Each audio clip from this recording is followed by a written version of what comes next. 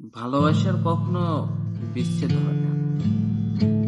বিচ্ছেদ সেটা তো মানুষের সাথে হয়, সম্পর্কের সাথে হয়, ভালোবাসার সাথে না।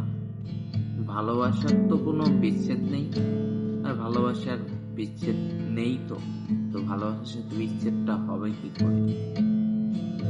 যেটা হয়, একটা মানুষের সাথে সম্পর্ক খারাপ হয়ে যায়, তখন ওই বিচ্ছেদ নামক শব্দটা আসে, যে আমি তোমার সাথে আর সম্পর্কটা কন্টিনিউ করবো না। তখনই তো বিচ্ছেদ জিনিসটা আসে, তাই না? যেমন একটা বন্ধুত্বের ক্ষেত্রেও একই সম্পর্ক, যে তোর সাথে আমার পড়ছে না, তোর সাথে সম্পর্কটা রাখবো না, সম্পর্ক এখানে শেষ। এটাই তো বিচ্ছেদ, যে একটা মানুষের সাথে খারাপ ব্যবহার বা তার সাথে কিছুই হলে বিচ্ছেদ হয়ে যাচ্ছে, কথা হচ্ছে না, কথার সাথে তুমি বিচ্ছেদ করছো। মানুষটার সাথে বিচ্ছেদ হলে কথাবার্তা বন্ধ হয়ে যায়, এগুলো কিন্তু ভালোবাসা তো কমে যায় না। ভালোবাসা কিভাবে বিচ্ছেদ হয়? ভালোবাসা কখনোই বিচ্ছেদ হয় না। বিচ্ছেদ হয় মানুষের সাথে মানুষের